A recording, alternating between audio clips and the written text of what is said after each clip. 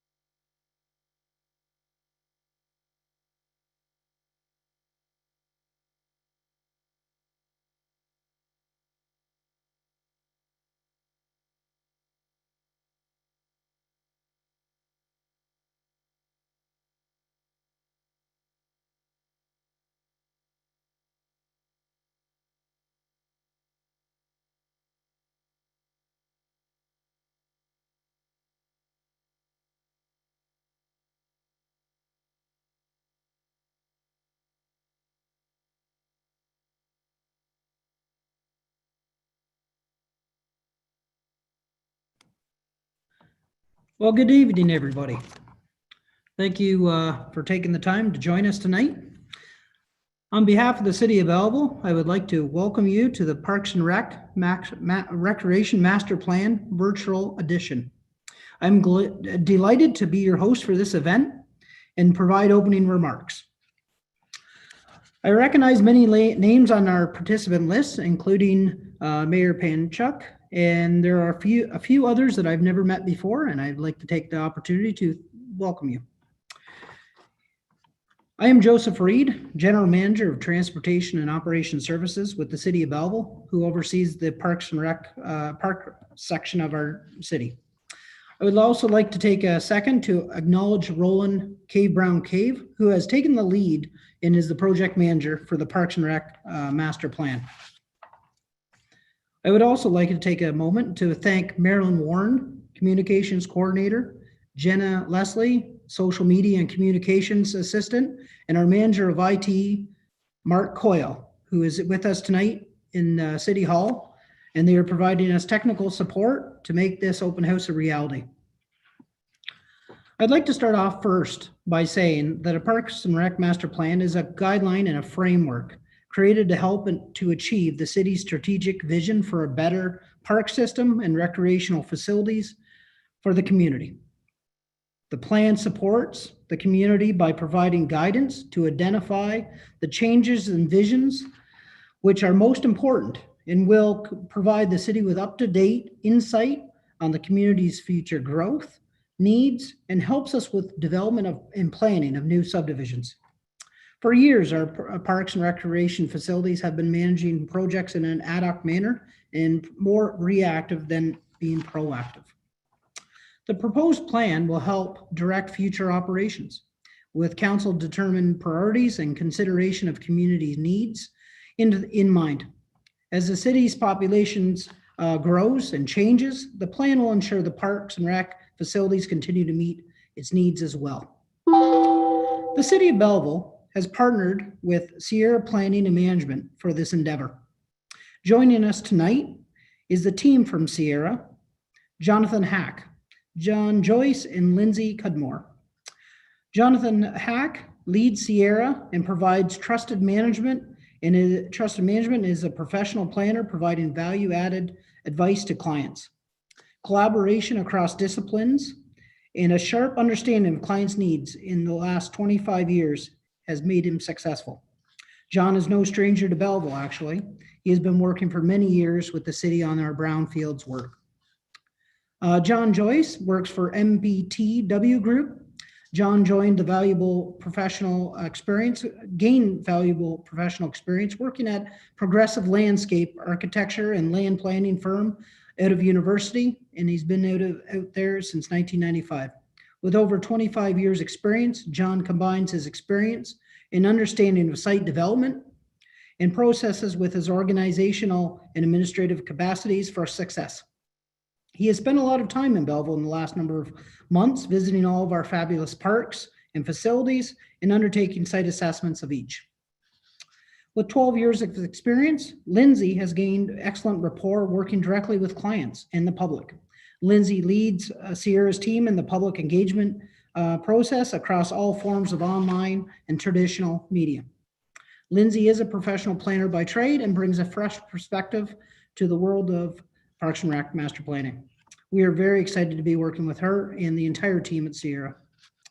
Back in March, we were all hoping things would get back to normal in a couple of weeks, which then turned into months. We all have done our part to keep our community safe.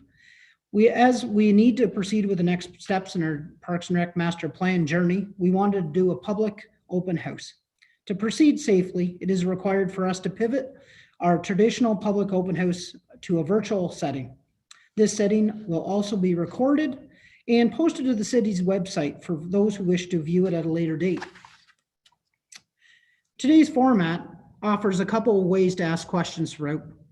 You may ask questions via the chat function within this platform. The questions will be received by our consultants and they can respond during the questions and answer session and at the end of the meeting. If you prefer to call in and ask, we have a phone line set up tonight. It is 967-3227, and we will take your question. We will strive to answer all questions as time permits. We also want to remind residents that after the session, you can always email us at an email at prmp@belleville.ca, and that's listed on our city website. And we've been receiving lots of emails and correspondence over the last number of months, and we do appreciate. Lastly, tonight we're going to be having a live poll questions pop up throughout. Make sure the participant in the poll question as they come up to get your message across. This style allows for us to see live results right away. It is an exciting way to see what the others in the open house are thinking in real time. I am hopeful that today's talks will stimulate fruitful interactions and discuss about the future of our parks. Please share your thoughts with enthusiasm, be engaged in this open house. Ask questions as they come up. Please don't be shy. Let your voice be heard. I want to thank you all for taking the time this evening to get involved. I want to thank City Council for their support and the Sierra team for their efforts thus far in the process. I will now pass it over to the Sierra team. Thank you.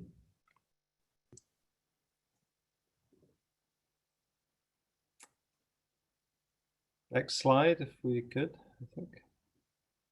Great. Thank you. Thank you, Joe, for a very good introduction to what we're doing. And good evening, everyone. My name is John Hack, and I'm with Sierra Planning, and you've met the other members of our team who will join me in making this presentation to us. On the slide in front of you, I just underlined the word comprehensive. Comprehensive in many ways. And just before that, I just want to echo what Joe has said in terms of the team behind this meeting and getting it organized, running the technology, and allowing it to be a smooth process. So thank you again to members of the city administration that have stepped up and are providing this platform for us to have hopefully a very good conversation this evening that we can then share with everyone in terms of the outcomes of it. This is the first plan, comprehensive in nature, but the first plan for Parkland and recreation that the city has undertaken. I should just stipulate that it's the first master plan. Obviously, the city undertakes a number of projects and has done and has some very enviable facilities and successes over time. But a master plan is designed to be an umbrella document, one that sits above a lot of the details that will happen in the parks and in the buildings and in terms of services, but it guides everything. Because this is the first plan of its kind, this public consultation is also the first one to be part of that. So it's an especially important welcome to everyone this evening for that. And it is one that I hope you'll get good information from us through this process. Because of the pandemic, we've had to be nimble and undertake consultation in different ways. And whereas we would normally start the process with a public meeting face-to-face in a public building, obviously we can't do that safely at this time. But we didn't want to slow the process. So many of you may have noticed that we had conducted a survey of residents in the prior month, with the idea being that once that survey is completed, we can start to share with you some of the comments that have come back from that, and in that way stimulate discussion in terms of what you're about to see. So we are, as a group, still very much in the gathering and fact-finding phase of our work, but this is going to turn very quickly into action plans moving forward, and you'll see that as we move into early 2021. Next slide. So the presentation by the consulting team will, as we've identified, focus on some of the issues that we've heard so far. We're also going to make this as fun as possible and introduce some live audience polling. and give you the results as we get those results. So it's up to the minute stuff. And we hope that everyone, including those watching on YouTube and not actually participating in that poll, will still get some benefit from it. We're going to, following that, have a moderated question and answer period. So as Joe had indicated, there are a couple of ways to send your comments or your questions to us, either by the chat function or phone them through. One way or other, we will get to them. We do have some pre-submitted questions, and thank you to those people that were able to do that. And so we've been able to study those. When we get to the question and answer period, we will address those questions. I will sort of be the MC for that, and depending on the question, my colleagues here on the screen will be called upon to answer those questions. So hopefully we're able to do that all within our 2-hour window, and then we'll have a wrap up. Next slide, thanks. So in terms of our scope, it is important for us to recognize that there are no bad questions. There are no questions which are too detailed or too loose. We want to hear everything that you may have in mind. Our scope, as you can see there, is really everything recreation and leisure, and so that encompasses not only the big indoor facilities like the amazing Quinty Sport and Wellness Center up near the highway, but right down to the parkettes that you see in people's neighborhoods. Of course, the big sports fields, the various courts, and I should say it's the things that you don't have as well. Just because we're looking at what Belleville currently has, it doesn't mean that the plan will end up with that as a status quo. In fact, we'll be introducing new forms of recreation and activity in terms of what the city is aiming to provide, in response, in part, to what we hear from the residents.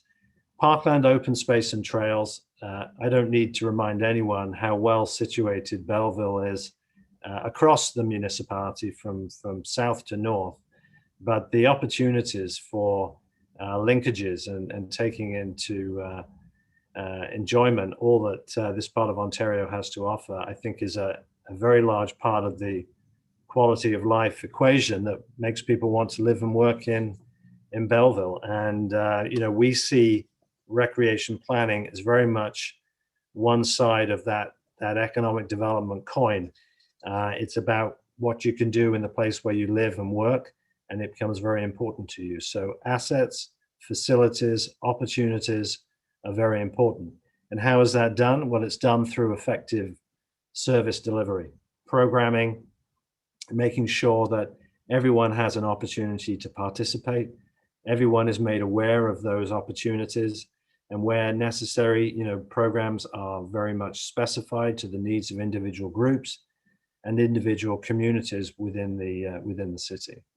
Just to bring it back to perhaps the more mundane, but it's essential, is what it does for City Hall in terms of being able to make all of these decisions. It's going to be a plan that provides 10 years of capital needs expressed. It doesn't mean that capital gets spent in every single one of those years. The document has to be fluid and flexible in order to be successful. And above and beyond capital, we're going to be looking at operational practices. So it's how the city serves you, how the city works with other service providers to make sure that everyone's health and recreation needs are met. Next slide. So in terms of who is here this evening and who will be answering questions, we put together a team that can hopefully provide you with the correct level of detail and quality of advice going forward. And so ourselves at Sierra Planning, we're the overall managers for this, and we're involved in every aspect of the plan. But my colleague John Joyce at MBTW and the entire MBTW team are one of Ontario's most well-known and sought-after landscape planning and urban design firms. And I think what you're going to hear this evening in terms of what we've found so far is going to gel with some of the observations that you yourselves will have. And then above and beyond that, whilst the Quinte Sport and Wellness Center is a great facility, and there's many great things to celebrate there, the city does have a range of other facilities that need to be looked at in terms of whether they need care and attention. And so this plan involves an architectural firm, WGD, that will work with us to look at some of the needs of some of these facilities and whether, frankly, there needs to be replacement of some of them as well. Next slide. Our study process started back in the summer, where we, as I've mentioned, we're in data gathering, and we're now firmly into the community outreach phase of the first element of work. We've broken it down into really, the project will continue until around April of next year, when a draft full plan will have been developed, and I'll speak to consultation in a moment. The first emphasis of the plan is really on the outdoor side of things. There are decisions that have to be made about where investments and capital resources are placed, where further design work has to happen. And so the city is looking to us as a team to provide those directions. So we will be doing that through into December, and then having discussions around that early in the new year. The second phase, which will take us through to sort of March time, is to focus on some of the bigger indoor facility questions, and then to wrap it all up into the reporting phase, which will happen in spring of 2021. I do want to mention the role that we're playing for discussing one project in greater detail. The city has asked our team to address the community concerns and the needs to reinvest and rejuvenate Hillcrest Park. And so that process is underway. What we didn't want to do was to confuse a level of detailed consultation for that project with the broader citywide consultation on the master plan for recreation. And so now that we have completed the resident survey for the master plan, our plan is to move quickly now to issue what will be a public survey, but it will focus also on the needs of the residents in the surrounding area of Hillcrest Park, to invite them, similar to the process that we have for the master plan, to give us their thoughts through an online survey. And our hope is to have that out basically in 2 weeks' time from today, around December the 2nd, run it through for about 3 weeks so that we can stop before the holiday break. That information will be important to us to be able to then make the best that we can from an online design charrette type process with anyone that wants to join that meeting, to determine what the Parkland assets should look like in the future for Hillcrest. And so we hope that public meeting would be probably no later, but also no earlier than around January 20th of 2021. These dates will be confirmed. There will be a city webpage that we will populate with some more specific information. So no one should be concerned that they may miss the survey. It will be advertised, but that is, we wanted to indicate how that process will run. Next slide. Very quickly, in terms of engagement, there's a lot on this slide, and we've spoken about the phases, but at the moment we're in the analysis and consultation phase. We move into emerging directions. And the point I would wish to sort of convey here is that we're doing the initial in-person public consultation, user group. There's a survey specific to user groups, and those of you that might be on the boards of directors of certain user groups, or part of the groups that make decision for your particular sport or cultural activity, you will have received a user group survey. If you have not, please make us aware, and we'll make sure that you get added to the list. And then this evening, of course, is the first public consultation. We then report in December with directions for council. It goes forward to council. There's an interim report. Council sees it, and then the public gets an opportunity to weigh in as well. So another round of consultation early-ish in the new year. it is not the final master plan at that point. It is just interim. And then moving forward again into the spring, when there is a plan drafted after we've taken on board the views of everyone in terms of where the plan should go in terms of broad directions, as well as specific recommendations that you wish to see in place. We will then draft the plan and have another consultation process around the draft plan. At the end of that, we should achieve what we all set out to achieve. In other words, this is not a consultant's document. We're here to facilitate the process and provide our work experience to that end. But this document, to be successful, has to be one that everyone, certainly at City Hall, certainly around the council chamber, and of course, the residents as well and taxpayers need to be on board and feel this is a plan that is worth the investment. So that is our goal, and I think that's what we'll be measured by, and hopefully our process will take us there. Next slide. So in terms of what we heard from the public survey, I won't go into this in too much detail, but we had a very good response. In total, almost 573 responses. In terms of where people came from, there are about 445 people answered that question, about 90% of which indicated they lived in the municipal boundaries of Belleville, whether it be the urban or the rural. Breaking the areas down, as you can see there on screen, just gives an indication of where the responses came from. No great surprises. We suspect that also reflects, the distribution of population as well. Next slide. Okay, just to finish off, we're going to have our first of our polling questions. There are 3 of them, and I'm going to ask our colleague Jenna at the city to put it on screen. And what we'd like everyone to do who is a part of this meeting is to provide your answer. It's all anonymous, and then hit the submit button. I'll just read out this first question. Are you a resident of the city of Belleville? So if you can put your answer in there. Did you participate in the recent online public survey?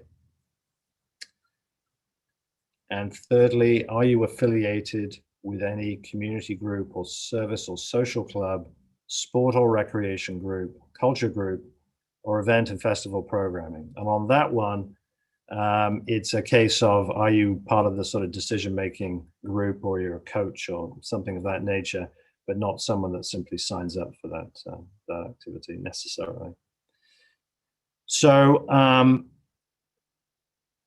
Jenna will tell us whether we are getting a response. What we'd like to do is give you enough time to be able to submit your responses here, so we don't miss anyone before we stop the question and move on to the next part of the presentation. So Jenna, do we have a read on how many people have submitted?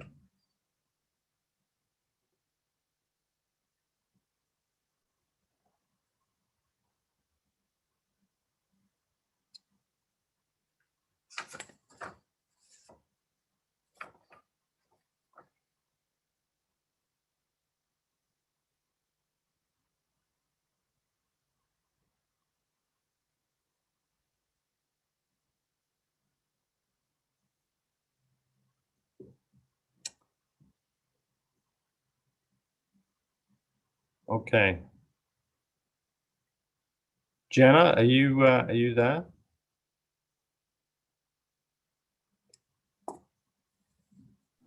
Sorry, we're at about 19 of 21 have voted.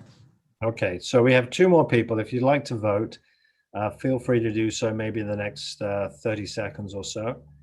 Don't want to make it like a school exam, but we do need to move on.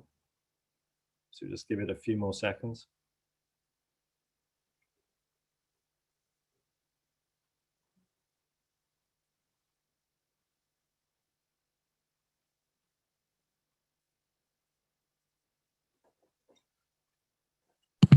It looks like we're holding steady at 19, John. Okay, all right. So why don't we then thank everyone for that first go around. And did we want to just sort of give an indication of some of the answers for everyone's benefit, so they know who's on the call?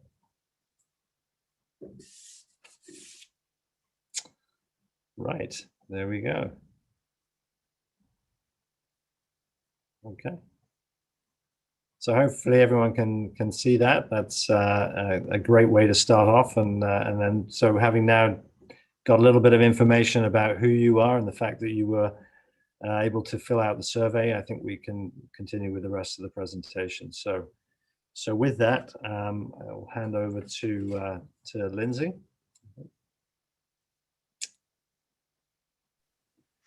Great, thanks, John.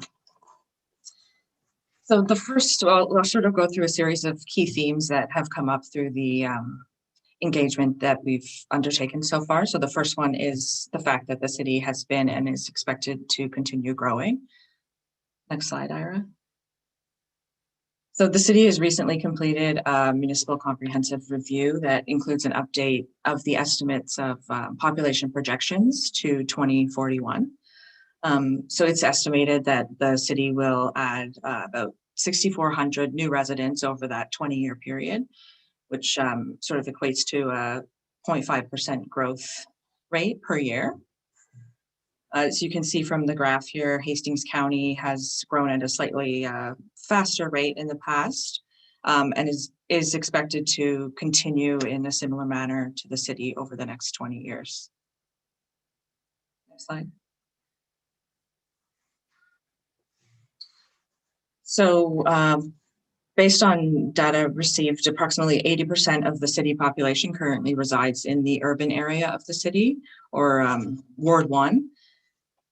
And over the last 15 years, the most significant sort of population growth was experienced, as we can see here, in the west side of the city, specifically in the Avondale area and Potters Creek subdivision, as well as some of the areas to the north, Caniff Mills and Corbyville areas. And we can see from the map in the red there is the future growth areas. So a lot of these are sort of the same areas are anticipated to continue to grow and accommodate future growth. Many of the developments in those areas are phased in nature. So 90 to 95% of the anticipated growth is planned to occur within the urban area. So within that area, there's also a number of intensification areas and corridors that are the city has been planning for. Next slide. So this is a schedule from the city's new official plan, where it identifies a number of detailed planning areas, which are sort of anticipated to change in some way and therefore accommodate future growth, whether it be by intensification or greenfield development. So these areas that are identified here sort of have specific policies within the official plan prescribing the maximum number of residential units and the mix of other land uses that are envisioned in these areas, including recreational lands. So understanding where the growth is planned to occur and how much growth is anticipated and the community characteristics of those areas really helps us when we're developing the master plan and some of the key directions to generally determine the future recreation needs of those residents in those specific areas, as well as the city as a whole. Next slide. Okay, live polling module number 2. Jenna, can you pull that up for us?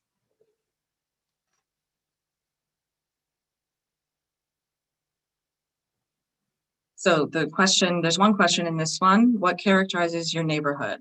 So do you live in a new subdivision, an established neighborhood in the urban area, or a rural part of the city?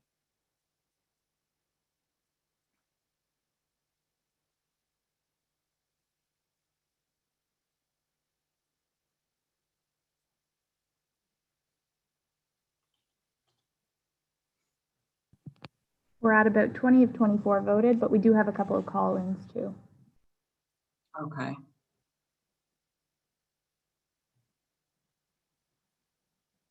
So a few more seconds, and then We can close it.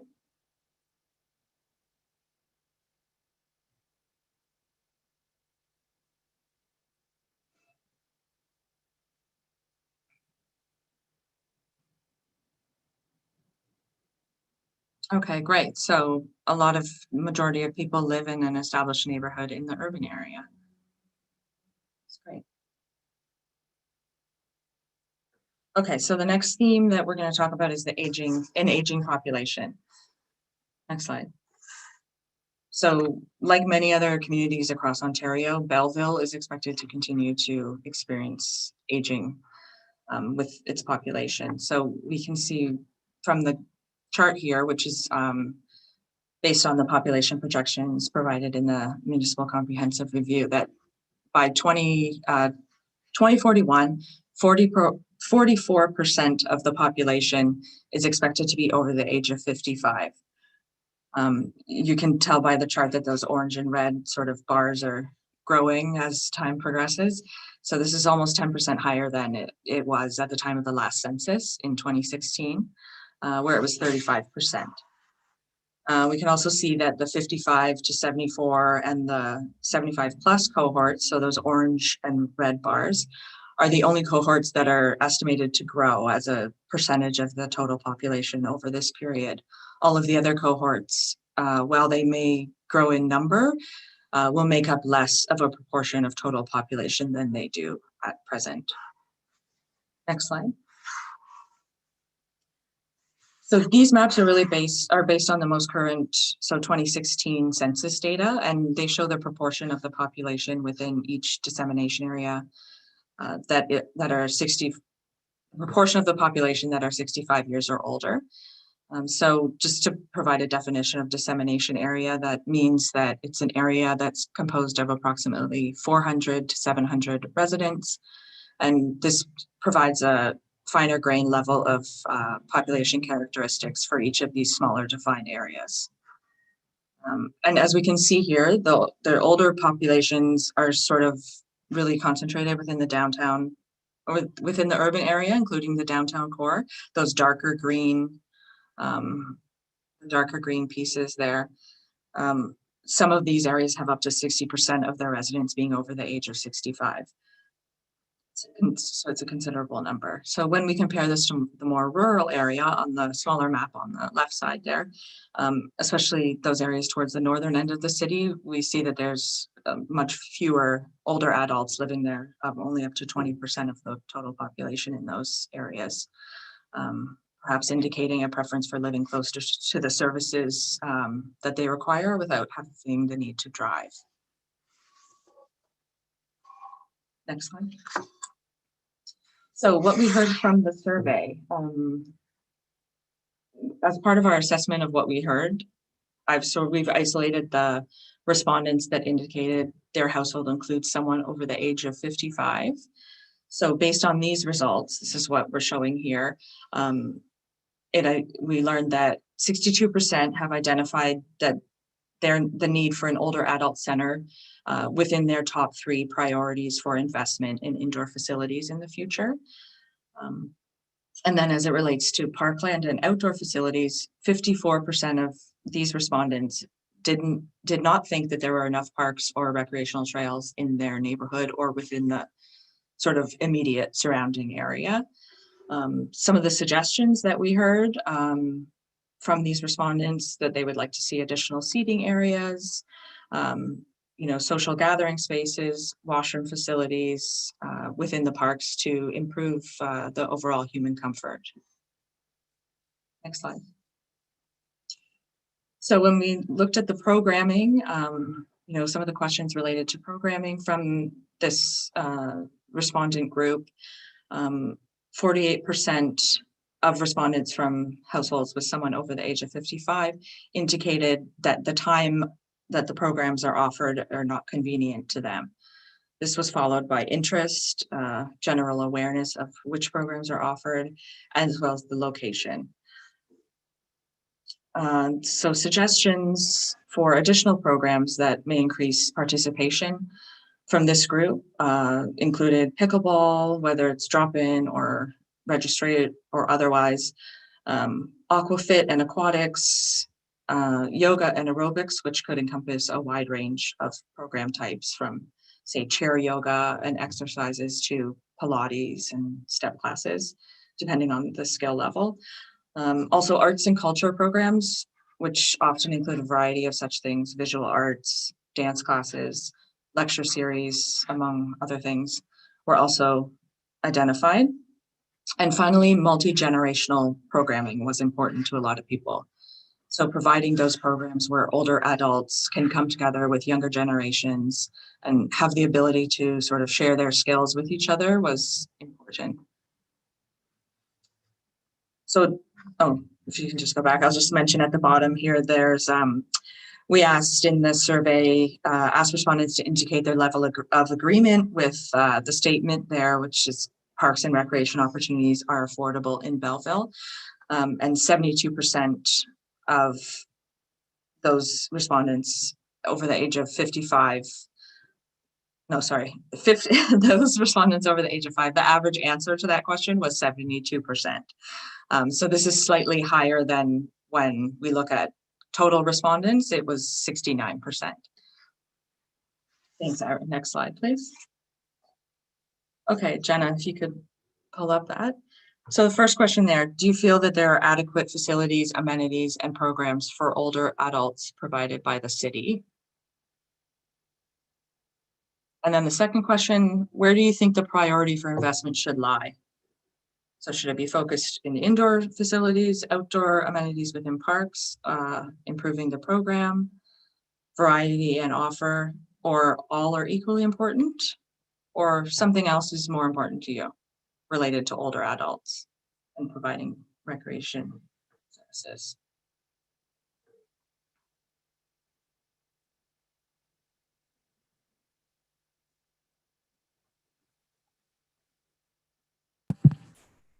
Just about half the respondents, participants have responded. Okay. Maybe another 10 or 20 seconds if we can get everyone to submit their answers, please.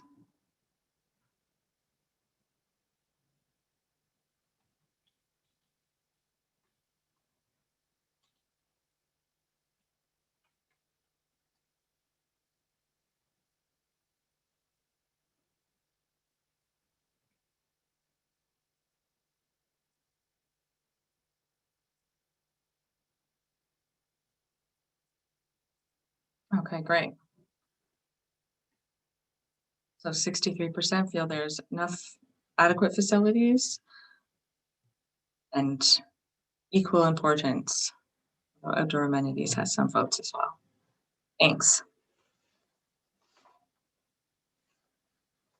Okay, so I'll hand it over to my colleague John Joyce now to take you through the next few themes. Okay, great. Thank you, Lindsay. Hopefully everybody can hear me okay. First of all, good evening, and I just want to say thank you to everybody participating tonight and joining us for this presentation. I am going to be taking you through the next 10 or 12 slides, and I believe I'm fortunate to have 2 live polling questions that I get to MC as well, so that's all very exciting. If we go to the next slide, please. So what you see in front of you is we're going to be talking about connections, and the map that you see in front of you is available online. I'm sure it's probably familiar to many of you. And what it shows is what the existing trail and active transportation connections are within the city of Belleville. So I'm sure many of you are familiar with Riverside Park Trail and Zwick's Trail, Parrot Riverfront, Kiwanis, and Kenneth Park Mills, which are all color-coded in the legend on your left, and you can see represented on the map. The ones that are slightly harder to see, especially for my aging eyes, are the bike routes, which are the dashed yellow lines that you see in front of you. And really, this is just to say that we know what exists with respect to connections, either trails or, as I said, active transportation networks for bikes within the city of Belleville. But as part of the survey, what we really wanted to know was what other connections need to be reinforced or what other connections need to be created. So we're going to show you a little bit about what we heard on the next slide. So the interesting thing on this next slide is if you look right at the bottom at the 55% number that's in the blue circle, what we heard from respondents is that out of 430 responses, which represents approximately 230 or 240 people responding, those people had in their top 3 priorities for outdoor investment, basically enhancements to walking and or cycling trail networks. And where did people want to see those investments prioritized? They wanted to ensure that new neighborhoods had appropriate access to not just parklands and open spaces, but also had appropriate connections to those spaces for both pedestrians and cyclists alike. They wanted to ensure that the active transportation network, and again, that's active transportation is pedestrians and cycling. They wanted to ensure that it was considered, and that especially north and south of the 401, there was some type of connection provided. And they really wanted to stress the importance of the waterfront and the Moira River's role and how it influences the open space trail system. So that's what we heard from all of you through those polling questions. And I don't think too much of that is a shock to anybody. It's really, a lot of it seems quite evident as a visitor to Belleville in the recent weeks and months, that really these are some of the key aspects that need to be reviewed and discussed, and recommendations associated with them put forward as part of this master plan. Live polling question number 4. Jenna, if we could pull that up. So in your opinion, what is the highest priority for improving connectivity within the city? And we're asking that you please select one of the following. A safe trail crossing at or under Highway 401, linkages to and from or along the waterfront, connections across the Moira River, east and west connections just in general, so getting from the east side of the city to the west side of the city, local connections, so at the neighborhood level establishing connections, or any others that you can think of.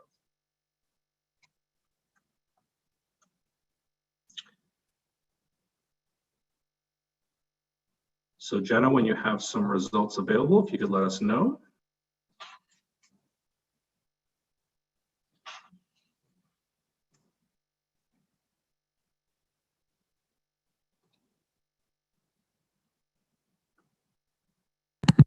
We're at about 21 respondents, so I'll close the polling. Excellent.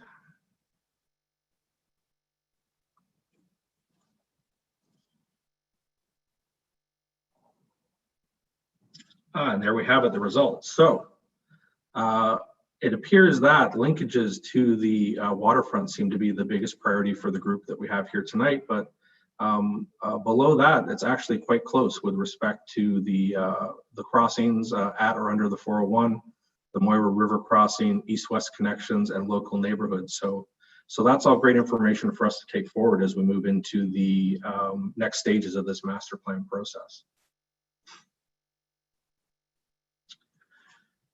So the next item that I'm just going to review with you briefly is associated with our next key theme, which is regarding facility distribution.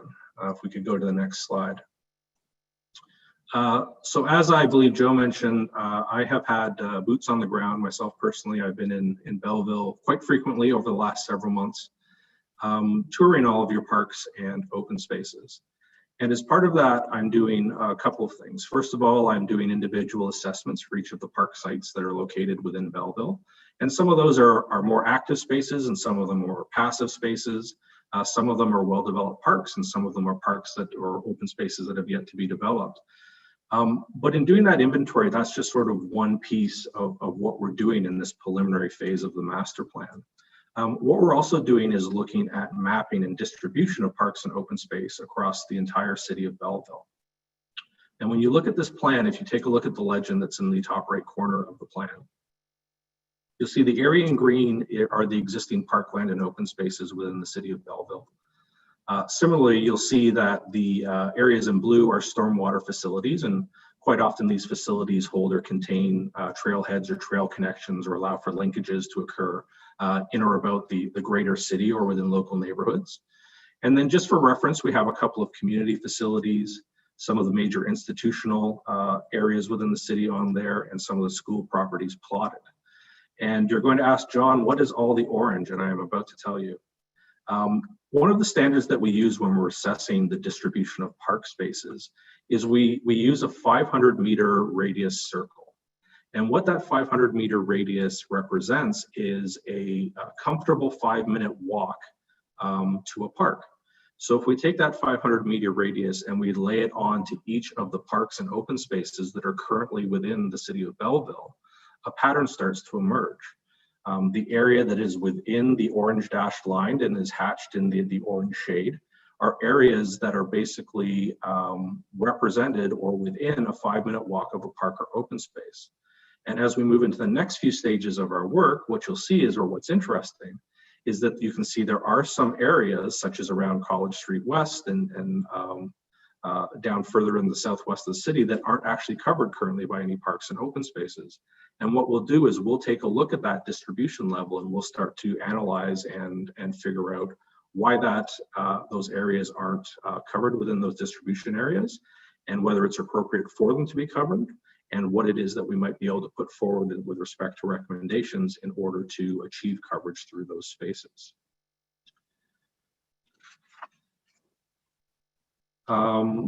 We also have, so that first slide was spaces obviously south of the 401, and then similarly the same pattern and the same process is applied to the spaces north of the 401. Obviously, unsurprisingly, because of the density or the quantity of parkland and open spaces south of the 401 is much greater, that spread, or the orange circles that are on the plan, are obviously less dense in this scenario. The other thing that we take a look at when we're looking at distribution is some of the key facilities that the parklands have. So this map here, for example, provides you with an example of the distribution of playgrounds and splash pads. So again, the parkland is in the green tone that you see there, storm ponds are in the blue tone. And in sort of the lighter green tone are playgrounds, and there's approximately 19 playgrounds within the city. And they range from everything from older playgrounds. Some of them are simply swing sets. Some of them are just, climbers that are within open spaces. And some of them are brand new builds. So they're parks that have recently been constructed within the city of Belleville.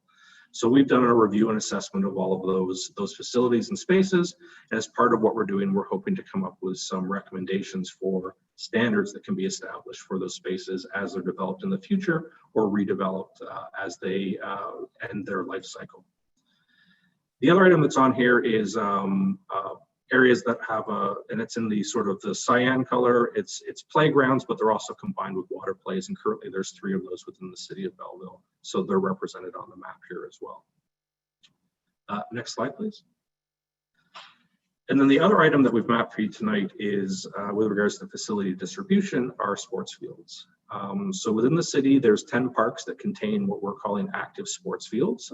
There are a few sports fields in some of the parklands that aren't necessarily programmed by the city at this point in time. So represented by the orange dots on here, you can see representatively throughout the city of Belleville where the concentration of sports fields, which could be soccer, it could be multi-use fields, it could be softball or baseball, it could be natural turf, it could be artificial turf. There's no distinguishing on this map here, but it does show you where the concentration of sports fields is occurring. Next map, please. And then also what we're showing you on here is we are talking about outdoor spaces, but we're also talking about indoor spaces. So what this map here shows you is community center sites and how they are distributed throughout the city of Belleville. So there are six pink or magenta dots shown on the plan, and they represent the community centers along with the Quinty Sports and Wellness Center within the city. So again, just an idea of distribution of those indoor facilities. And with respect to facility distribution, what we heard, and we split this into the northwest, the northeast, the southwest, the southeast, And it's not surprising that people in different areas or quadrants of the city would like to see different things, because you can see from that distribution diagram that there are different concentrations of playgrounds or water play or sports fields or community centers across the city. So in the Northwest, residents want to see more neighborhood parks. They would like to see a safe trail crossing at the 401 and connections or trails that connect to areas north of the 401 in general. In the Northeast, residents would like to see more large community parks. So these would be parks that don't just serve the local neighborhood, but maybe draw people from across the community to them. Similar to the Northwest, they'd like to see a safe trail crossing at the 401. And similar to the Northwest, they would like to see connected trails north of the 401. In the Southeast, residents would like to see more multi-use trails. So these are trails that are used by both pedestrians and by cyclists. They'd like to see more dog areas. So dog parks is a strong consideration there. They'd like to see their green space maybe be inclusive of more natural areas. So maybe not active programmed parks, but more passive open spaces. They'd like to see some sports fields, and obviously they would like to see an increase in the number of playgrounds. And then finally, in the Southwest, residents would like to see regional and local trail linkages, which makes a lot of sense given what we know of the existing trail system along the waterfront and potential opportunities to spread or expand westward with those trail connections. They too would like to see some more passive parkland areas. There was mention of tennis courts, and again, not surprisingly, playgrounds. They're very popular when we do these types of exercises. Next slide, please. Live polling module number 5. So if we could pull that up. Oh, Jenna's already pulled it up. She's getting the hang of this now. That's good. So the question is, what do you feel is the most important indoor recreation opportunity that you have close to home? And we're asking you to select one. And the options are a place to play or take kids to play, a place to exercise, a place to just relax, a place to gather with family, friends, or neighbors, or a place to participate in or watch sports. And similarly, question 2 is, what do you feel is the most important outdoor recreation opportunity this time that you have close to home? And if I scroll down, hopefully I can scroll down, I can. A place to play or take the kids, a place to exercise, a place to relax or enjoy the outdoors, a trail on which to walk, bike, or run, a place to gather with family, friends, or neighbors, or a place to participate and watch sports. And this is a 3-parter, so hold on to your hats. How important is to you that the City of Belleville allocates park facilities equally to different parks within the community? And your options are very important, somewhat important, or not important at all. If you could please enter your selections.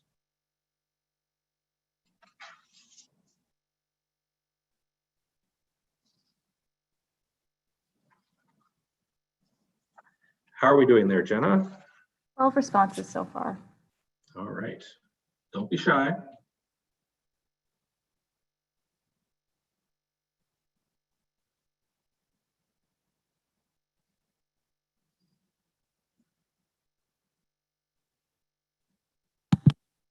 About 18 now. Okay, so let's give it a few more seconds and then we'll release the responses. It's a 3-parter, so it might take a little bit more time.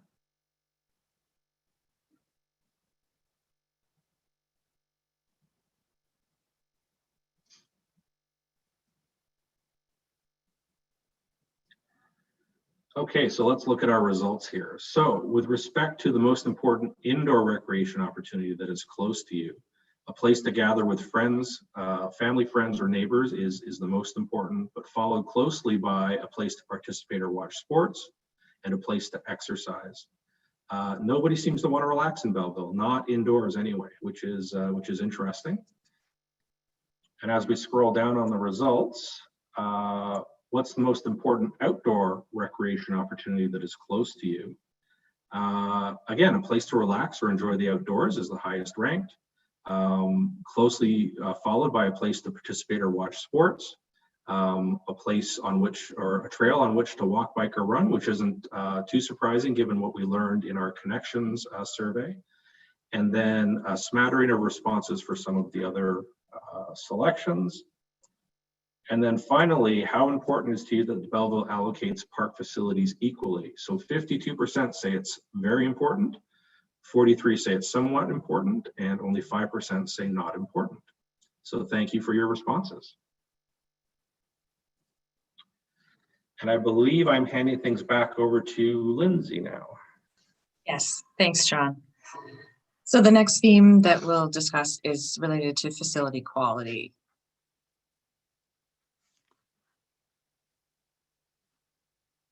So continuous investment in indoor and outdoor facilities is required by the city in order to provide a consistent quality of service, to address the community need and to address the community needs, which are sort of ever changing. So in order to ensure that the right investments are being made, the master plan will assess the priorities that have been identified by the public, as well as the internal and external stakeholder consultations that we've had to date. And of course, the fiscal implications of these priorities are also an important consideration as it relates to the operating impacts and capital expenditures of the city. So we can see by the pie chart here that 12% of survey respondents indicated that all of their parks and recreation needs are being fully met by the city. So while 2/3 or 70% said about half or most of their needs are being met in the city. So this indicates that while some residents are completely satisfied with the services and facilities being provided, there's also some room for improvement. And just at the bottom there, when respondents were asked to indicate their level of agreement with the statement that Parks and Recreation should be a high priority for council, the average response was 84% agreement with that. So it's clear that many people think it's an important element to focus on in the future. So what we heard related to the quality of the facilities that are currently being offered, if we look at the existing indoor facilities there on the left-hand side of the screen, most respondents were generally satisfied. This reflects the choices of very satisfied or somewhat satisfied from the survey. So especially those facilities that are offered at the Quinte Sport and Wellness Center, such as the pool, the walking track, the arenas, those had quite high satisfaction rates. The standalone community centers, on the other hand, had a much lower level of satisfaction with an average of 36% across the 5 standalone centers, which is, not uncommon. These facilities are older in nature, and the amenities provided within them are not necessarily modern, and accessibility is often an issue within these facilities. And then if we look on the right-hand side, the green graph there in terms of outdoor facilities, most facilities had pretty good levels of satisfaction, with splash pads and the dog park being the highest. Lower levels were sort of identified for recreational trails, the playgrounds, washroom facilities, and outdoor ice rinks. So these levels, as we heard, that recreational trails and playgrounds were sort of a high priority for a lot of people for investment. So they're maybe not so happy. It could relate to the quantity of facilities being provided, as well as the quality and maintenance considerations.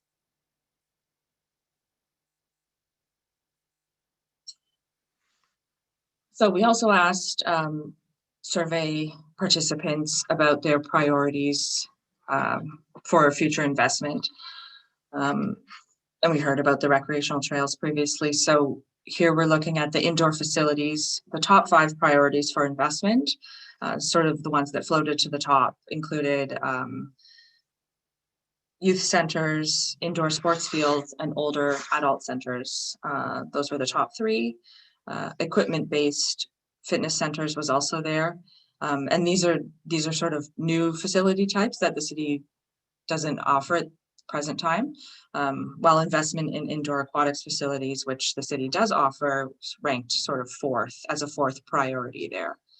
And then this sort of contrasts with the outdoor facilities. There was general priority for investment in improving the existing facilities, whether it's quality or the quantity, I guess. So we can see recreational trails is the most by a long shot, followed by playgrounds, sport courts, which are sort of lacking in the city, washrooms, and outdoor rinks again. So live polling module 6. Thanks, Jenna. So here we have 2 questions. Sorry, 3 questions. The first is we want to get a sense of the people in the webinar here. What is your level of satisfaction with the indoor facilities currently provided by the city? So we want to consider everything from the age of the facility, their condition, maintenance. So community centers, indoor aquatics, arenas, gymnasium, walking track. Are we satisfied, somewhat satisfied, neutral, somewhat dissatisfied, very dissatisfied, or I don't use any indoor facilities? And then we have the same question, number 2, for outdoor facilities. How satisfied are you with the outdoor facilities currently provided by the city? Very satisfied, somewhat satisfied, neutral, somewhat dissatisfied, very dissatisfied, or I don't use any outdoor city facilities. And then the third question there is, how important is it to you that the City of Belleville promotes sustainability and environmental preservation into parks and open spaces? Very important to you, somewhat important, or not important at all? So Jenna, could we get a sense of how many responses we have? We're at 20 responses. So maybe a few more seconds and then we'll close it.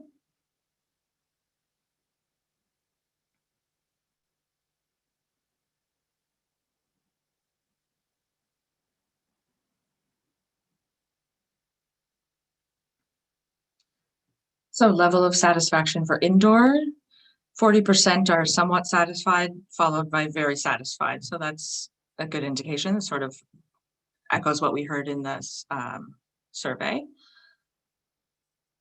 Outdoor facilities, no one's very satisfied, somewhat satisfied, 45%, and then 30% somewhat dissatisfied. Okay. And then how important is it to you that the city promotes sustainability and environmental preservation and stewardship in parks and open space? 70% said very important, 30% somewhat important. Okay, great. Thank you very much. So the final theme that we'll be talking about is new and emerging facilities. So in order to really plan recreation and community facilities effectively in the future, it's important to sort of understand the demand for new types of recreation programs, services, and facilities, both within the community and on a broader scale. So indoor facilities, we've listed some of the trends here for indoor facilities. They sort of tend to be built today as more flexible, multi-use, multi-generational destination facilities. Such as, much like the Quinte Sport and Wellness Center is, it sort of has a variety of different things that you can take part in there. This type of facility can also increase opportunities for sport tourism and provide appropriate facilities for hosting larger scale tournaments and meets, as well as providing the opportunity for different members of a household, say, to go to the facility and take part in different activities at the same time. As it relates to aquatics, the trend in aquatics is sort of moving beyond the traditional lap pool and now often incorporates a variety of opportunities or facilities for fitness programs, leisure, recreational swimming, even water play and warm water or therapy uses as well. And of course, sustainability and accessibility are becoming increasingly important for indoor facilities as well. So some of the suggestions of what we heard from the survey for new facilities, as we heard before, age-specific facilities, so older adult or youth-focused facilities. And today, these are often incorporated into the sort of larger multi-use facilities and aren't necessarily standalone facilities. and can either be dedicated or non-dedicated spaces. The indoors, so we also heard a suggestions for indoor sports field and training facilities. This can provide a 4-season facility for those outdoor users, say soccer or baseball, as well as opportunities for sports tourism. And then we also heard other suggestions to include indoor walking or running track, squash courts, and sort of multifunctional gymnasium facilities. Next slide. So similarly for outdoor facilities, there's definitely a trend towards multi-use for multiple audiences. So this sort of means providing those unstructured spaces where a variety of sport and activities can happen.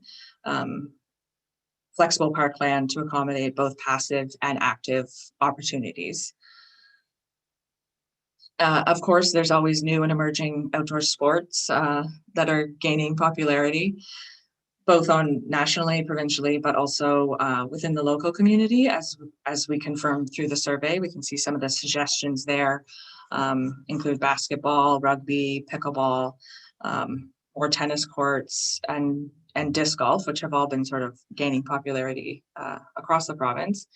And then there's some other unique suggestions, such as the obstacle or ropes course that we've been seeing in other communities. And then also more beaches within the city and access to the water. So providing launch points for kayak and canoes and other non-motorized sort of watercraft. And then we also heard community allotment gardens was important to a lot of people. Okay, so the final live polling module. First question, how important is it to you that the City of Belleville provides park facilities for local residents? Then the second one is sort of in contrast, not in contrast, but in sort of a second part to that is, how important is it to you that the city provides park facilities that attract non-residents to the city?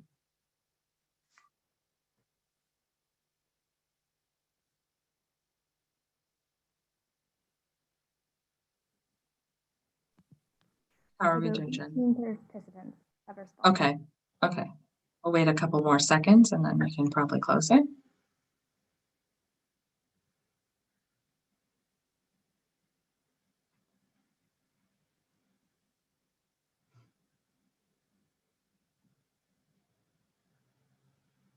Okay, I think I saw that providing park facilities for local residents is very important to everyone that responded.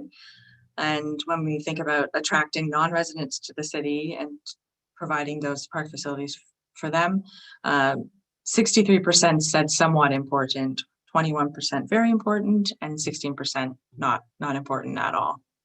Okay, great. Thank you very much. So that concludes the presentation. I'll hand it over to Jonathan Hack, who will lead the question and answer period.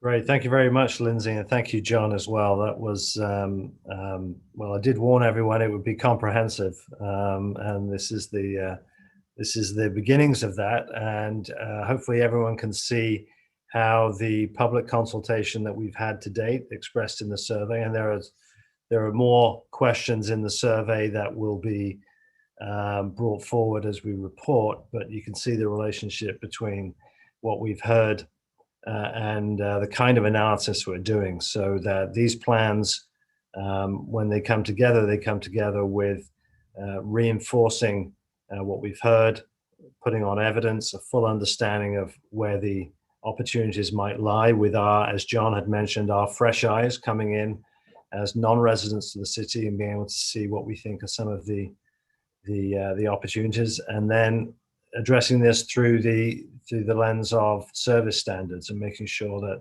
there's sufficient distribution of certain other facilities. For the balance, it's around 7:10 now, so we're on time. We now have a Q&A session, and if you haven't asked any questions via the chat, now would be the time to do that. I should say that these questions get recorded, so even if we run out of time, you've lodged the question with us, and our obligation is to take on board that observation or question. So we'll do that. Before we address questions that have come to us during the meeting, there were about just over a dozen questions that were submitted to us in writing, and so I think we need to just go through those and provide some answers to them. Before I do that, Ira, if I could firstly introduce you. Ira is one of our team here at Sierra Planning, has been monitoring the questions coming in. How many questions do we have, just so that we can moderate our time? Just one at the moment. Just one. Okay. So what we'll do then is I will just read off the questions that I've received, and we will, and then if it's a question for one of our panelists to answer, we will ask them. So the first question was, what detailed plans will be developed for specific city parks, and when will we be able to comment on these?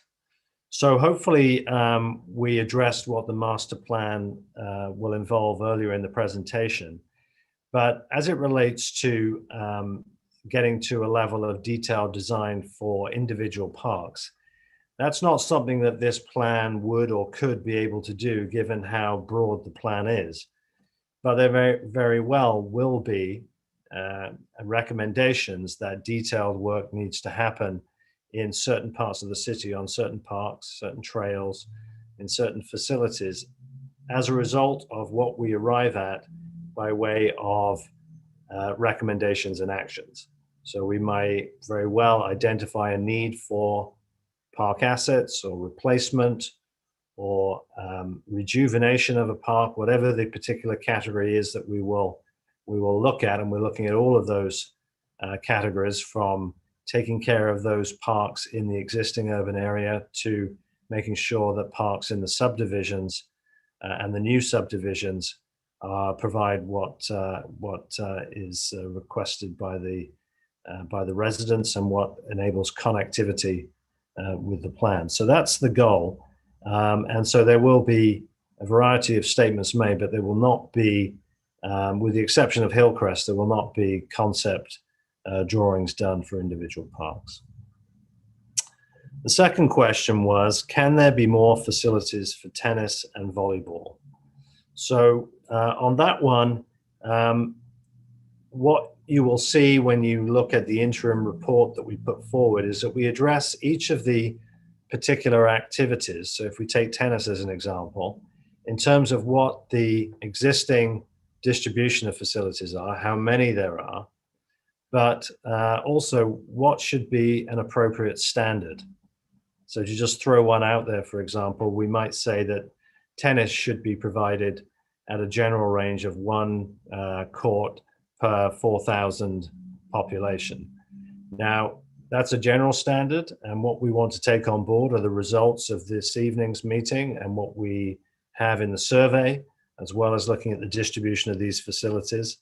And in the case of volleyball, obviously there's outdoor volleyball, there's indoor volleyball. And so information that we receive and our own work in terms of looking at the need for more gymnasium space, field house space, that will come into play. So we don't have any answers this evening, other than to tell you part of our work is to answer that question. Do you need more of a particular facility type? So it's not just tennis and volleyball, it's all of them. And you will start to see those questions answered in our reporting, and then actual plans in place for where and when those kinds of assets should be put in place. Third question we had was as follows: are you building a bike or walking path behind the homes on Kawartha Court? So for those that don't know, Kawartha Court is in the sort of the northeastern part of the area south of 401, and it's sort of connected through by Stanley Park. So I'm going to ask the General Manager of Transportation Operations, Joe, just to weigh in on that question. Yeah, no, absolutely. That street is off of just off of Farley Avenue. As you can appreciate, we've been hit hard with the emerald ash borer in our local area. Currently, staff are going in there. They putting some wood chips down. It's very wet. It's kind of a wetland through there. It's kind of quite damp, so they're having to put wood chips down to build an access road to actually do the work on removing the dead ash and so forth. Once the work is complete, we do plan on removing all the wood chips and complying with the Conservation Authority's requirements to do so. So we've been working with them to do that.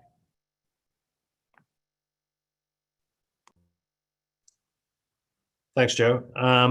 The fourth question, I would like to understand any plans possibly involving the grounds or waterways surrounding on the BQYC areas. So the Bay of Quinte Yacht Club area, long-term planning.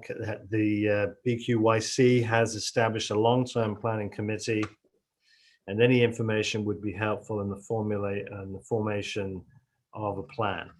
So I'll answer that firstly in terms of again, level of detail. There's every opportunity within this master plan, which is a broader document, to get specific to particular areas that need to have action taken, but don't necessarily look for concept design plans on each and every element. Now, the waterfront is critical, and there will undoubtedly be not only our research, but recommendations to back up what we've heard from the public and we've heard again from this evening, of the importance of those connections. So there will be recommendations that deal with that area, most certainly.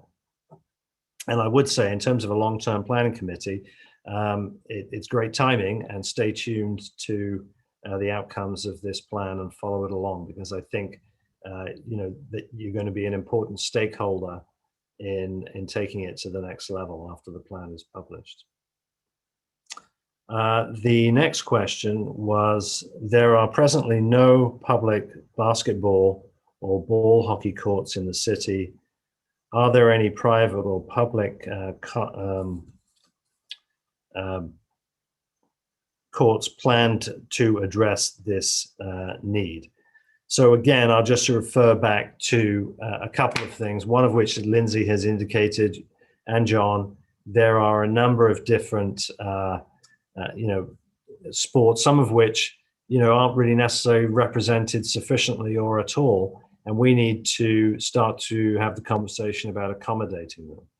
So as it relates to outdoor basketball and ball hockey courts, we will take the observation here and we'll work it through in terms of the opportunities that we see in some of the parks. So I certainly can commit that the plan will respond to those opportunities as well as others. And I think Lindsay had the list of some of the sports that we need to address.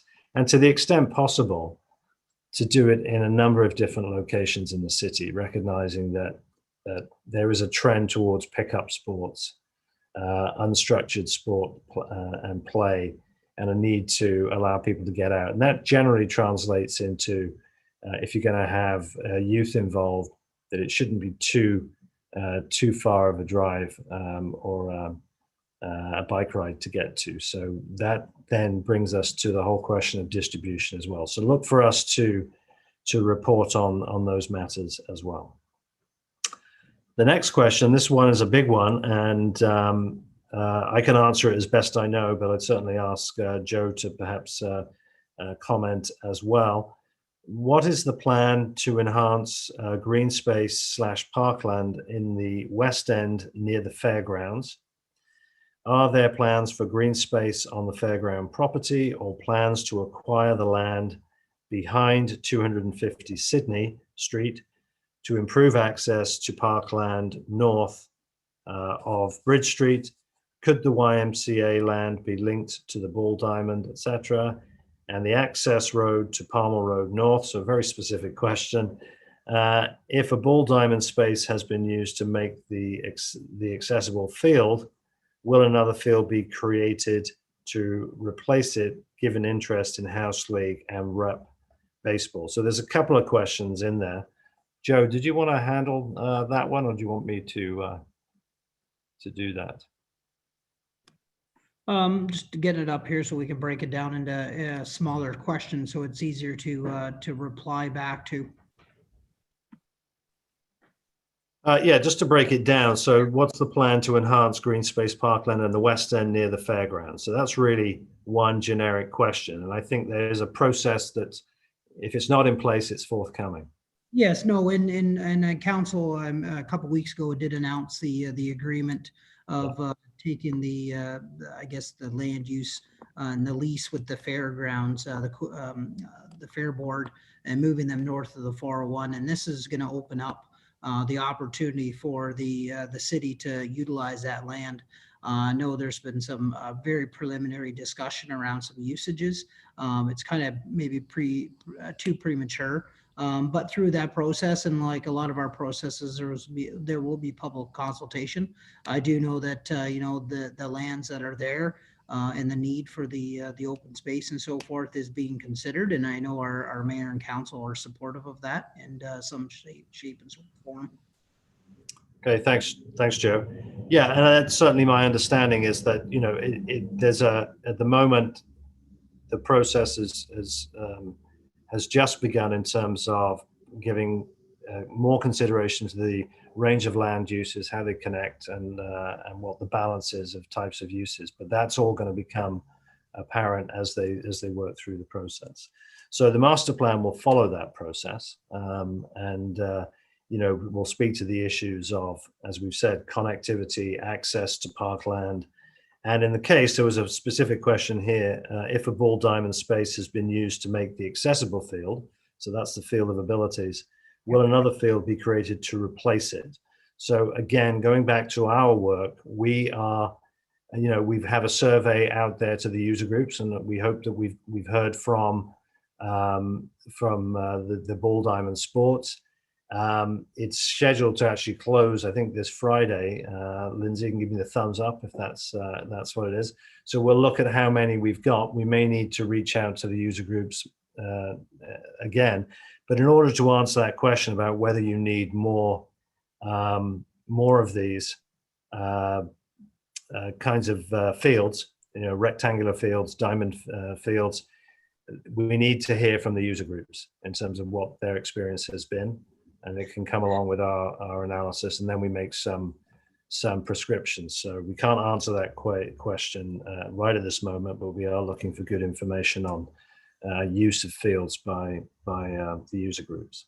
Yeah, and that's like, we can't stress enough how important it is for people to get their voice heard. I mean, this is your part. If you're listening to this recording, or this presentation, please fill out the survey and get your information in, because we want to hear from you. Yeah. The next question is, are there any pickleball courts slated for construction? They were supposed to be included in the reconstruction of the tennis courts beside the Y in the East End. Joe, just if you could confirm for me whether anything has been constructed. I'm not sure that it has. No, the tennis courts that are beside the old Y were closed off due to safety concerns. They were a huge liability for us. We did identify them as needing to be repaired, but short of really understanding what the community needs are, sinking money into more, or replacing that, was that good value for our dollars? Was that a good location? So that's really why we're waiting until a Parks and Rec master plan is completed before we move forward with that initiative. So that was actually one of the questions that was asked earlier on what's going on with one of the questions in the chat box was actually asking about what's going on with the tennis courts at the Y. So this worked out well. I could answer both questions at the same time. Yes, and just this is why we're undertaking these kinds of master plans, as people that play pickleball will know, and it is, I think, if not the one of, or if not the most significant growth sport in North America at the moment, and I don't think we would have a plan here which doesn't speak to the needs of pickleball. both indoor and outdoor. So again, we don't have, we're at the gathering stage of information and understanding what people are looking for. And that includes, information back from pickleball in terms of its usage as a group or a group of players, and moving forward with that. But pickleball will be part of the master plan for sure. The next one, I live on Oak Ridge Boulevard and have Stanley Park in the back of my house. And it's a lovely spot there in that park. Any chance of it getting cleaned up and maybe put a nice walkway so that part of the park could be used? Since the playground has been put in, an increase of people are coming with their kids to walk, but pet owners are still letting their pets poop without picking up. If it looked more presentable, maybe they would clean up, maybe also put a pet waste spot like we have on the Oak Ridge Boulevard by the road. So I visited Stanley Park, driven through that subdivision, and it's a great spot with the reeds. It's very naturalized, and then you have the area that opens up for some usage. But I don't have any specifics to respond to that. Joe, I'm not sure if you do. I know there's some work going on now for the parking lot, is there not? Yeah, there is. And through that process, we can identify the need for some more waste receptacles to be installed, and maybe some signage to remind the residents that, pick up your waste from your pets, to keep it clean for others. So we can definitely look at that. Okay, thank you. The next question was plans for the YMCA grounds to include tennis courts. So I think that's been answered. We have to go through this process to determine what's the best solution for tennis and other sports. And we've made note of this, and we will come back in the directions part of the planning exercise to give some prescription on that people can weigh in on. The next question, and we're almost getting through these questions, just a couple more. Will the city, so this is down on the waterfront, and this one's an exciting one. Will the city be extending the Bayshore Trail east of Herkimer Avenue through a portion of the former Bakelite site? As owners of the above property, we are willing to accommodate the expansion of the trail through our property. So obviously, Joe, if you want to weigh in on that, but certainly from our frame of reference, those trail connections using city property and then using other private development schemes to put in place permanent public access, taking advantage of the waterfront across and further east, I think would be a memorable addition to the plan here. As to when it happens, how it happens, that's the stuff of the implementation. But again, our plan will be speaking to that as well. Yeah, this is an example of how how much our community members in our local community care about our Parks and Rec and the facilities that we have. The owner here in particular, and I won't name him. I know who he is and stuff. They care about our community. They live here. They breathe here. Their families are raised here. And this right here saying that they want a partner to help us extend that goes. We can't thank them enough. So. We see this as a need. I mean, through the Parks and Rec Master Plan, we'll probably be discussing it further. I know there's been some discussion about extending that trail from Herkimer, eastward. And this right here just demonstrates that, we have partners in our community that want to step up to the plate. Yeah. And our plan will, it's not a waterfront master plan. Sometimes, waterfront master plan is something that's very specific to that environment, the riparian environment around the shoreline, as well as the parks and recreation. But you can't do a rec master plan that's a comprehensive parkland plan without speaking to those issues on the waterfront and celebrating its importance. So both east and west of downtown the connections are going to be something that we address in the reports.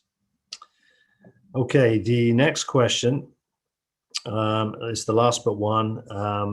How will the Belleville Rugby Club be included in this process? So the answer really is the rugby club should be completing a user group survey so that we understand which facilities it uses, the history of the club, where it plays, is it a travel club, how it participates in minor youth sports by providing access to great rugby, and rugby is a great sport. And so we need that information. So Lindsay, I'm not sure whether we know where we've heard from rugby yet, but if not, we can certainly get to them. Yeah, I think we have. I think maybe the question came in prior to them being provided with the survey. So if not, we can get in touch. But I'll just ask everybody, if you know you're part of a user group, it's not a bad idea to just ask your colleagues and friends in that organization, have they responded to the survey? Not the public survey, which is for everyone. Even if you don't want parks and recreation, you can fill out the public survey. But those user groups that actually provide, volunteer hours and actually get kids and adults alike out to participate in sports and cultural activities, those are groups you want to hear from. So we're up to about 30 responses. So I'll put a bit of a plug in. We sent it out to around 80. It's not untypical for us to take a bit of time to hear from every user group because we're asking for them to provide a fair level of detail, and often it means that they need to group together in order to discuss what we're asking rather than just filling it out individually. But if you are a member of a user group and you're hearing this and you have not seen the survey, so if you're a leader of a user group here and you haven't done the survey, drop us a line and let us know, and we'll make sure that we take care of that. The last question on the written submissions was, what is happening with Bird and Hamilton Parks? So I will turn that over to Joe to address. Yeah, thank you, John. Hamilton Road or Hamilton Park, and Bird Park are close to one and the same. I mean, they abut each other. They have the pipeline, the Trans-Canadian North pipeline runs through it. So that in itself does create some challenges. We talk about partners in our community that really step up to the plate on a regular basis. And I know one in particular, and she was on the call, I'm not sure if she's still in here, is Ruth Ferguson from RFA Planning. And there's a design, a small scale design for Bird Park, which includes a few trails and some different designs. But we also have to keep in mind that there's a pipeline that goes through there. We have setbacks. Hamilton Park in particular is zoned some wetlands and lower. So if we do any additions to that area, we're going to have to consider some green infrastructure, which appeared through some of the polls here today that was very well received to have some environmentally friendly infrastructure added to our assets. So those are all things that have to be considered. I guess that's a bit of a long answer, but the short answer is at this point, there's nothing immediately planned, but those are all things that are going through our minds. And as Jonathan has said lots of times, that this comprehensive master plan won't get into specific parks, save and except they're doing some work on Hillcrest. This is where after we get our plan in place, we're going to look at these more in depth and be able to have a strategy and a plan moving forward to execute to what the community is looking for. Okay, thanks, Joe. So that is it in terms of the written submissions. So Ira, maybe you can let us know if we've received any more questions beside the one, and then we'll just go through them. Yeah, we've got about 10 questions now. A couple of them have been addressed through either in the chat or as part of answering the previous set of questions. So I'll start with, how do you determine which groups and stakeholders are to be consulted, and can you expand on which community groups have been or will be consulted for this process? So I think the did answer in the small chat function. Oh, that was sorry. Okay. The next question. Our community has no public outdoor basketball courts. The popularity of basketball is on the rise in Belleville and across Canada. Belleville has new youth basketball teams and increased participations in the junior NBA program. Is the recreation plan addressing our need for public outdoor basketball courts? Did the public survey show a want from residents for basketball facilities? That's not one question. That's a no. Okay, so that's fine. Just on there was a comment I just saw in the chat for how are groups and stakeholders going to be consulted. So the groups are identified through our user group list. It's called a user group list. It's a loose definition. It's groups that have been made known to us through their communications with the city and the list that the city has. And we've reached out to them. So I'll just, again, if you have not been a recipient of a user group survey, but you represent a group that provides services which are recreation, leisure, cultural in nature, drop us a line and let us know. That is the starting point. Everyone fills out the public survey. And we have a kind of a theme of continuous engagement. So if you want to reach out to us as a consulting team, you can pick up the phone or drop us an email. We will get back to you. So, though we have these formal sessions, we're very willing to have discussions. So I hope that helps. So on to the question that was just read out. Public outdoor basketball. Yeah, we will have a trends section. So we look at different sports that are emerging as well as the traditional sports and look at their trajectory. We know basketball is obviously a growth sport in Ontario and in other provinces as well. It's also easy to play. It also can be factored into, not easy to play well, but it's easy to play in terms of just grabbing a ball and being able to be a neighborhood type activity. The best examples of some of these courts are where there are, in an outdoor setting, a multi-use, a multi-court pad that's developed and can be used and could even be programmed with allocations of time. So we are looking at that.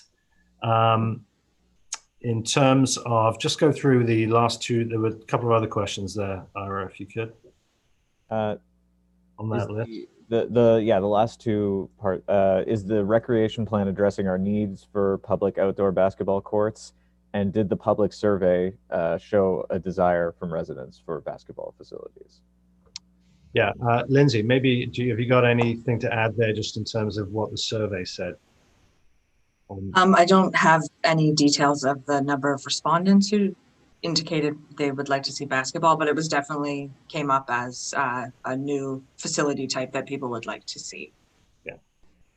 Okay, I think we've addressed that. I mean, one of the focuses of the work that we're doing will be multi-sport courts in an outdoor setting. And John, I mean, you've done this in a few other places, right, in terms of putting these pads in place and making them work. Yeah, certainly multi-use courts, basketball courts, outdoor courts in general are a trend in parks and recreation planning. So it wouldn't be surprising to see that these surveys does show there's a desire or a need for facilities, especially given that there really aren't any within at this time. Yeah. Okay. Thanks. The next question is about the 500 meter zone around the parks that was shown. The question is, since there's some areas are overlapping with multiple parks, would some current parks be abandoned? John, do you want to take that? Disposition? A landscape architect, I would never abandon a park, but so the drawing or the diagram that we showed you with that 500 circle and overlap, so that's just part of the information gathering that we've done When we look at the parks specifically and what's in those parks, so even if there are multiple parks within those 500-meter zones or overlapping of those 500-meter zones, the next question becomes, what function are those serving?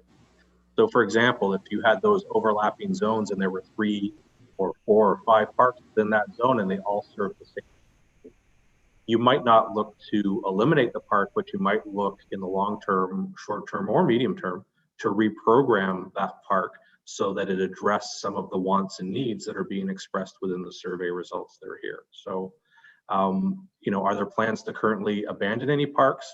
No, but the exploration of the parks, the purposes they serve, even if they are overlapping uses, is part of the ongoing steps and part of that winter 2021, early 2021 process that we'll be undertaking. All right. Just to indicate, from there's an adage, which is, in planning, you've got to have a very good reason to remove public assets, like public parks. So it's not really on the radar. We are going to be looking at all the policies that the municipality has in terms of remnant parcels that don't perhaps, that there is a disposition policy surrounding in terms of that, but no, not looking to be so precise with a catchment area that we would then declare a surplus such that you had to remove.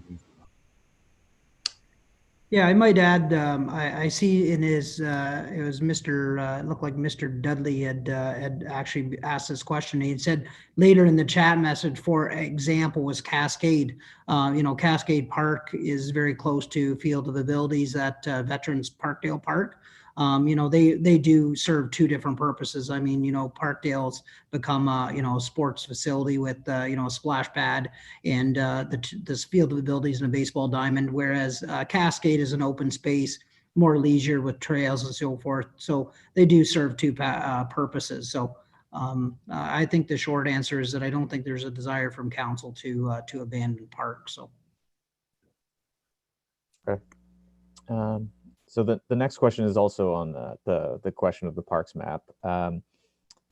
The map included fairgrounds and Mary Ann Sills area as well as schools. Will consideration be made for the fact that some of these areas are not open access or are not always open without permit? Well, I think, yeah, the way parks are operated is a relevant consideration in terms of how we look at access. John, any other comments from your lens? No, I mean, just to say that, yeah, especially when you're dealing with sports fields and things, there obviously are permitted uses. So I think what the question is saying is that, if there are some restrictions to how local residents can access some elements like the ones at Mary Ann Sills Park, when we're looking at park distribution and park facilities, is that taken into consideration? And when we do our analysis, the answer to that would be yes.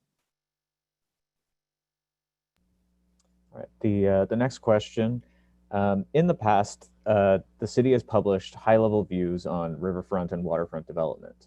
Will this master plan factor in these previous ideas that we broadly circulated, or will they supersede these plans?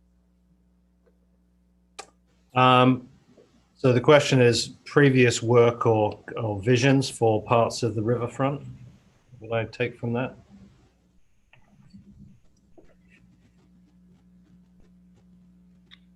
Well, in terms of tech, we take on board.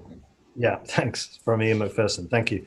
Yeah, I think we would look at things that have happened before, certainly. But as I said, we're not at a level of design concept detail for these parks, so that that we would be able to really add further consideration of it, other than to read them, perhaps if they're made available to us, and maybe they are already in our information base, and to recognize that it's works that's been done. So this is part of a continuum of that process.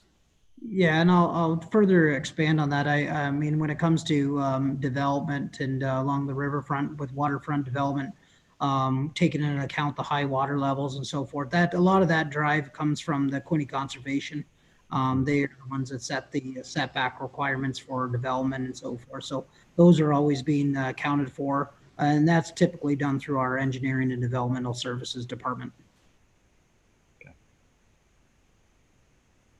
And the next question, Joe talked about what they're currently doing behind the houses on Kawartha Court.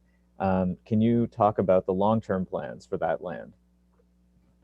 My understanding at this point, it's a very wooded, treed area. There is no, I guess at this point, plan to put any paths or so forth through that area at this point. So once we do the work that's in there, it'll be posted as as a wooded area, and it won't be a parkland. Like, it'll be just open space.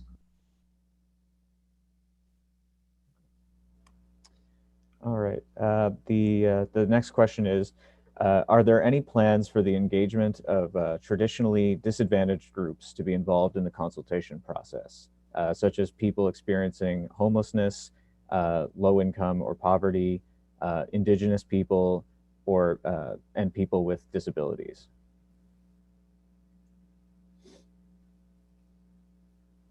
Thanks for the question. The consultation is pretty much as we've expressed it here in terms of the work plan, which is in terms of survey work, sort of self-motivated individuals coming forward and filling out the survey, essentially online, although we may have some opportunities for hard copy. Similarly, the public meeting this evening is a virtual one. So we don't have specific focus groups of attempting to target some of those groups for consultation: homeless, low income. In terms of what we are doing there, what we haven't expressed is that we are talking to a number of agencies. Whether we have all of the agencies or not, that's a question, and we'd be happy to add some others. I don't think we have one that deals directly with homelessness and the needs of those people, for example, in the context of the plan. In terms of accessibility, it's a lens that we bring forward to our planning anyway, and there are advisory committees, and we haven't yet determined how we would take a draft plan forward through some of those committees. On the Indigenous assessment in terms of the heritage of Indigenous communities in the area, we actually have, as part of our team, a consultant that we've worked with for many years on projects for a number of First Nations and Indigenous peoples around the country, actually, and he is just commencing his work in looking at the importance of Indigenous heritage as it relates to starting to formulate an approach to some of these areas and some of the attributes and the amenities in the parks. It doesn't include at the moment formal outreach to First Nations, but that is the work that we're doing. So that's what we have in the work plan at present. Yeah. And I might also add that as a part of the stakeholders, the Field of Abilities group, Challenger Baseball, was also sent the info to do the surveys and be engaged in it. And if the individual that asked this question has any more or has any other groups that they think we should invite, please feel free to contact us. Let us know. Again, we're not trying to not ask them. It's just sometimes things are overseen. So please, if you'd like us to contact them or pass along that information. Yes, thanks. The next questioner wants to know if this is directed at Joe, if you'll be building a walking or biking path behind Kawartha. The questioner understands about the tree removal happening now, but wants to know if bike or walking paths are to be added there. Yeah, I think I had answered that earlier. There is no intention. We will be posting that. It's Conservation Authority. It's all wetlands through there. So we won't be doing any further work with there. So. Okay. All right. The next question, given that Foster Avenue and Albion Way are designated bike routes to connect the waterfront trail to riverfront trail. When are these two streets going to be paved to make them a safe bike route to travel along? Yeah, I can answer that as well. I'm excited to just let you know, Albion Street is in the design stage right now with our engineering section. So once they're done the engineering, which will include some water main upgrades, that water main in particular was installed in 1913. So that water main on that street is over 100 years old, and they're starting to get some water quality issues. So that street there in particular is being addressed first. And then after that, the Foster Avenue will be addressed. We do know that these are two narrow streets. They were identified through the active transportation plan to connect downtown to the East Hill, and it will be considered in the next number of years. Unfortunately, I can't give a specific year or time, but they are acknowledged as roads that need to be addressed. Okay. Great. I believe that was the last question. If anybody else has any questions they want to add now, now is your opportunity.